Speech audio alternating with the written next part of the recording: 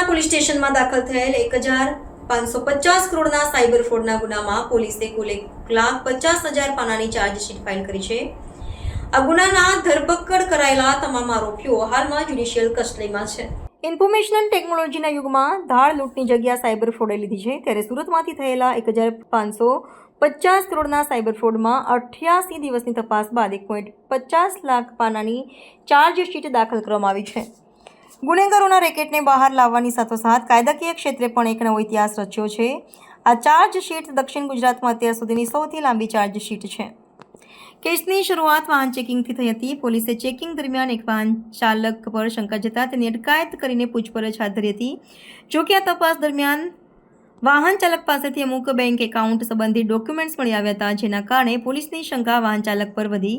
જ્યારે ડોક્યુમેન્ટ્સ અને વાહન ચાલકની પોલીસે ઊંડાણપૂર્વક તપાસ હાથ ધરી તો પોલીસને કરોડોનો સાયબર ફ્રોડ ચાલી રહ્યો હોવાની કડી મળી, જે જાણીને પોલીસ પણ થોડીવાર માટે ચોંકી ગઈ હતી। સમગ્ર ફ્રોડમાં ચાર્જશીટ દાખલ કરવા માટે ઉધના પોલીસે 28 દિવસ સુધી રાત દિવસ મહેનત કરી હતી।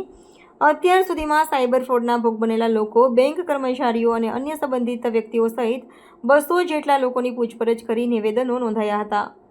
પોલીસે આ તપાસ દરમિયાન એકત્રિત કરેલા પુરાવાઓ, ટેકનિકલ વિશ્લેષણ અને નિવેદનોના આધારે 1.50 લાખ પાનાની ચાર્જશીટ તૈયાર કરી હતી। જોકે આ ચાર્જશીટમાં મહત્વની વાત એ છે કે મુખ્ય ચાર્જશીટ ફક્ત 18,000 પાનાની છે।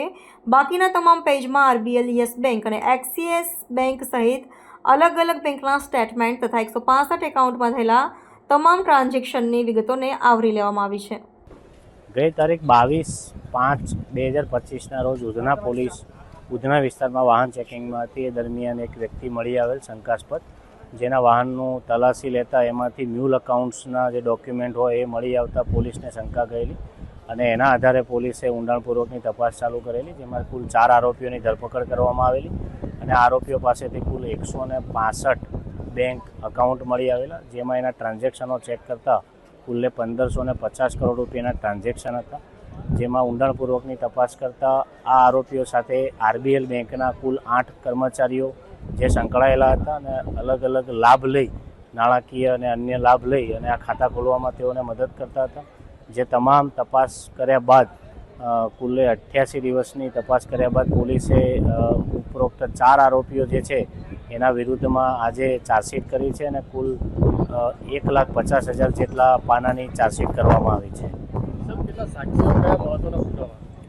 આ આખી સમગ્ર તપાસ દરમિયાન કુલ 200થી વધુ સાક્ષીઓ તપાસવામાં આવ્યા છે, તેમના નિવેદનો લેવામાં આવ્યા છે અને જે ખાતા ખોલાવવા માટે આરોપીઓની જે એમઓ હતી એ એમઓના પુરાવા મેળવવામાં આવ્યા છે અને પુરાવા આધારે જ આરોપીઓ વિરુદ્ધમાં ચાર્જશીટ કરવામાં આવી છે। અને જે 165 અકાઉન્ટ મળી આવેલા એમાં સમગ્ર ભારતમાં સાયબર પોર્ટલ ઉપર કુલ 2500 ઓનલાઈન કમ્પ્લેન રજીસ્ટર થયેલી છે, જેમાં ગુજરાતમાં 265 છે અને સુરત સિટીમાં કુલ 37 સાયબર પોર્ટલની કમ્પ્લેન પોલીસને તપાસ દરમિયાન મળી આવેલી છે।